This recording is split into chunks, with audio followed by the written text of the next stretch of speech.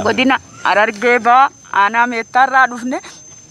Godinoota Harargee lama irraa dhufanii Harargee Ba'aa keessaa aanaa meettaa, aanaa Gooroomuti, aanaa Malkaa Balloo, aanaa Dadar, Gooroo Guutuu, kan Ciroo, Harargee Lixaa keessaa aanaa Ciroo, Gubbaa Qorichaa, aanaa Asaboot, Mi'eessoo, Hirna, aanota godinoota Harargee Lixaatiif Ba'aa keessaa aanaa hundarraa namni as hin jiru. يا أمة خينا يا توتا قدا هقانين سلالو يومون قدام يا أمة خينا يا توتا قدام هقانين سلالو يومون قدام أفاني كوكولوس قرانا مدا واندافدين قبدوني قبدا هندا قبينيا سرجو مونكين كي قدا خيري هندا خيساني قبدا قدام ماليف قدا دفدي مدد بودا بليسان تي مالينا موسين ودام توكو مادا دفدي توكو مو قبدا يومو ما تقوم تزيد انتي مدان يومو ما يفقرتي ويوي تمدان تنانا يا جيسي النبو سيقدا تلتوتي أركيمي يومين غمدا تلتوتي أركيمي يومين غمدا جيروتي أركيمي يومين غمدا سيناتي أركيمي يومين غمدا غوتانك أركيمي يومين غمدا غوتانك أركيمي يومين غمدا شيكانك أركيمي يومين غمدا سينانتي رخطي جيرودام غوتي بيبتوني تديتي غولوي تدويدا سينانتي رخطي جيرودام غوتي بيبتوني تديتي غولوي تدويدا duraan dursee assalaamu alaykum warahmatullahi wabarakatuh.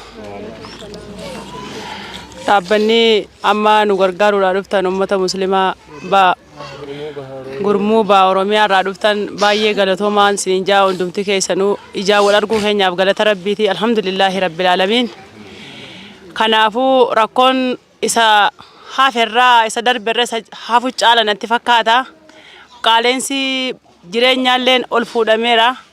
Kanaan dura wanti namni qansiraa olee galu ilmaan keenya hin fayyada ture nullee hin fayyada ture bira darbinee uffata tokko illee itti bituu dandeenya natti fakkaata.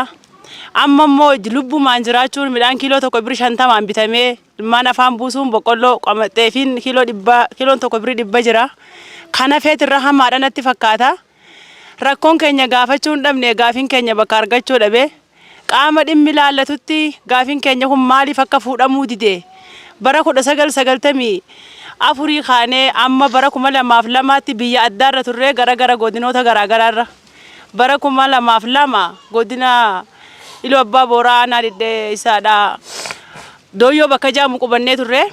Garuu 2010 asirratti ol baane arra waggaa jahaffaa lakkoofsisnee irraa ergaa asirra jirru. Waliigala waggaa 14 eega godina kana keessa galle.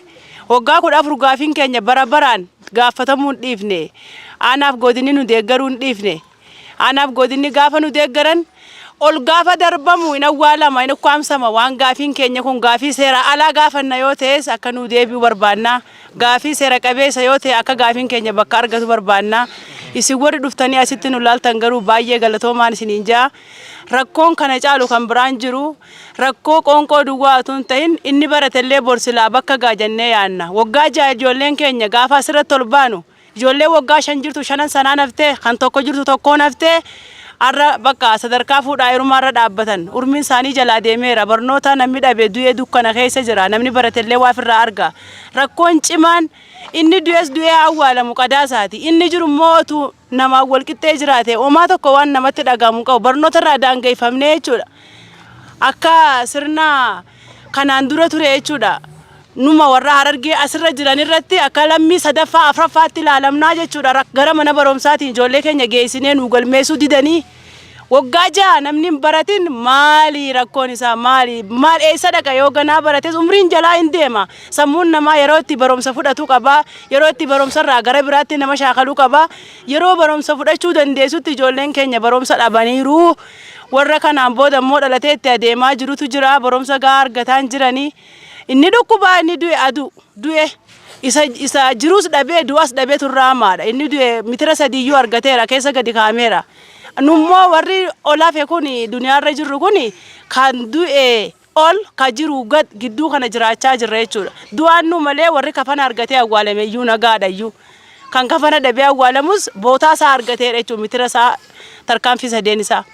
kana waan ta'eef obboleeyyan kiyya Oromoon biyya keessaas kan biyya alaa jirtanis akka rabbii isin laafisetti kannaadha beekumsis kennaadha qabeenyis kennaadha kan qabeenya dhabdan kennaa beekumsaatiin nu gargaara qaama dhimmi ilaallatutti Oromiyaa keessaa laftiin dhabamne abbaa qabutu qaba lafa garuu nu lafa dhabne lafee keenya lafti nuti dhabne kun lafee abbaa keenyaati lafee haadholii keenyaati irratti harmi muramee irratti kolaafameeti Oromiyaa jechuun kan murtaa'e jaalannee miti kan bakka kana teenya garuu gaafiin keenya bakka argatu gaafa ummanni biraa biyya bulchuyyuu nu wayya amma bara Oromoon biyya argate gaafiin keenya ni deebi'a jennee nuti abdii horannetti abdiin keenya dukkanatti akka nama makiinaa dhoqqee seenee dhoqqee keessatti hafee ta'e gaafiin keenya gaafa duraa yoo waa biraallee dhabne qoonqoo yoo iyyanne dafee nu dhaga'a mootummaan jechuudha gaafa wayyaaneen biyya bulchuyyuu arra gaafa Oromoon biyya qaba jennee yaannu keessatti waggaa ja'an Oromoon biyya qabu keessatti akkana hacuucamne kana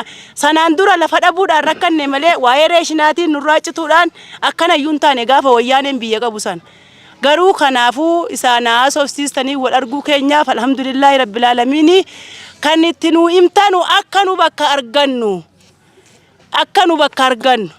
bakka akka argannu lafeedha lafee keenya lafti nu dhabne kun lafee keenya lafee abbaa keenyaa lafee akaakayyuu keenyaati mirga qabna eessattuu lafti kun keenyuma waan ta'eef lafa qabnu kanarraa akka qooda argannu dhugaa dhabne namni dhugaa qabe duu filata barkan du'eeyyuu wayya nama dhugaa dhabee biyya duniyaarra jiraatutti nu kun ammaan tana dhugumaan wantummaan fedhe sun haa dhufu otuma dhaabni ummata kana bikka tokko geessee maal godhu jiraate anitti wareegamee ummanni kun yoo bakka argatellee waa tokko waan nagaa bisisun qabu namni rakkate waan fedhetu hin gala bara namni rakkate waan barbaade keessa gala rakkootu akkana nama godha malee waan biraa of keessaa qabaateef miti jechuudha namni yaada kiyya kana gara biraatti fudhatanillee akkana abartan rakkinni akkana na dubbisaa jiru jechuudha kana waan ta'eef obboleeyyan kiyya Oromoon biyya keessaa biyya alaa jirtan baga rabbii wannu agarsiise sagalee kanaanillee baga ijaanillee wal argine kan ijaan agartanis kanan agarres rakkina keenya nurra jiru kana qaama dhimmi ilaallatu kun